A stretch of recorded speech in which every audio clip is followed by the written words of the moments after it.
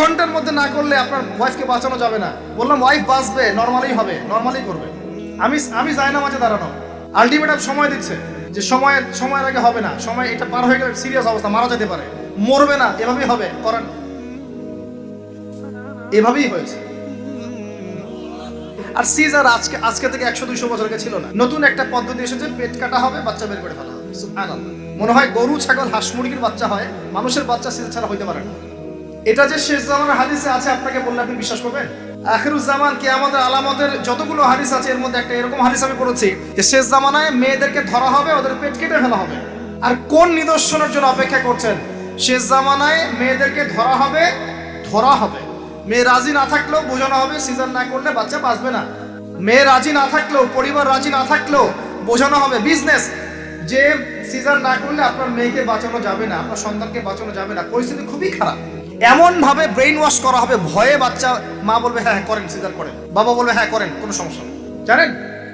এবং এর পিছনে 1 লাখ টাকা, 2 লাখ টাকা, 5 লাখ টাকা নির্দ্বিধায় খরচ করা হবে। বিজনেস, টোটাল বিজনেস একটা। ক্রিটিক্যাল অবস্থা এক জিনিস, আর নর্মালি সবাই গণহারে সিজার করছে আরেক জিনিস। এটা টোটালি একটা ব্যবসা এবং পুরো মানব জাতিকে ধ্বংস করার প্ল্যান। এটা জুলুম, মেয়েদের উপর একটা জুলুম। শেষ জামানে হাদিস এসেছে যে আখিরুজ জামানে মেয়েদেরকে ধরা হবে, মানে মেয়েরা ধরা দিবে না, ধরা হবে, পেট কেটে ফেলা হবে, এর ভিতরে যা আছে ওকে বের করে ফেলা হবে।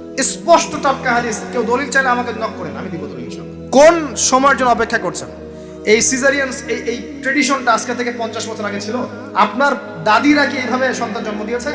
তাদের 11টা বাচ্চা হইতো, 12টা 15টা বাচ্চা হতো, আর আমার 1-2টাতেই সিজার লাগে। গরু ছাগলের বাচ্চা হয়, আমাদের বাচ্চা হইতে পারে না? সুবহানাল্লাহ, সুবহানাল্লাহ। আমি কথাটা এই জন্য বললাম যে যারা পুরুষ আছেন আপনারা এবং যারা সন্তানের বাবা হচ্ছেন, আপনারা আপনাদের স্ত্রীদের জীবনটাকে এভাবে ধ্বংসের মুখে ঠেলে দিন না, ওদের উপর এত জুলুম করেন না। আল্লাহ পাক প্রাকৃতিক নিয়ম দিয়েছেন, এভাবেই বাচ্চা হবে ইনশাআল্লাহ। ক্রিটিক্যাল অবস্থা এক জিনিস, একটা ক্রিটিক্যাল সিচুয়েশন হয়েছে, তখন আপনি করতে পারেন, সেটা আলাদা বিষয়। নর্মালি এমন একটা ট্রেডিশন বানাচ্ছেন কেন? ঘরে ঘরে সিজার, কি দরকার আছে?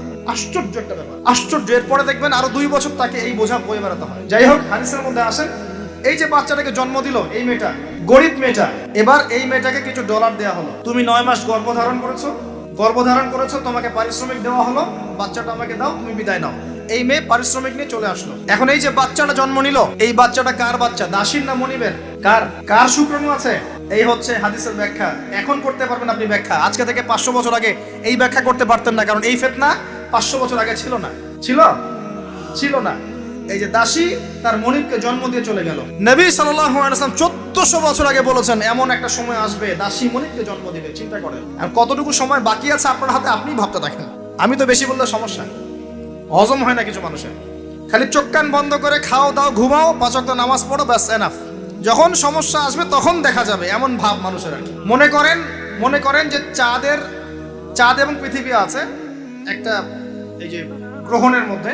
এখন অন্য একটা গ্রহাণু আসছে পৃথিবীর দিকে, ধেয়ে আসছে। অনেক সময় দেখা যায় না খবরে, ধেয়ে আসছে গ্রহাণু, দেখা যায় না? ধরেন ধেয়ে আসছে এবং বিজ্ঞানীরা নিশ্চিতভাবে বললো যে আগামী 10 বছরের মধ্যে এটা লেগে যাবে, আগামী 10 বছরের মধ্যে এটা পৃথিবীতে এসে পড়বে, বা 10 ঘন্টা পর পড়বে, বা 10 মাস পর পড়বে, এমনটা বলে দিল বিজ্ঞানীরা। এখন আপনি কি করবেন? আচ্ছা, যখন আসবে তখন দেখা যাবে, এত ব্যস্ত হওয়ার কিছু নাই, ঘুমাও, খাও, ফুর্তি করো।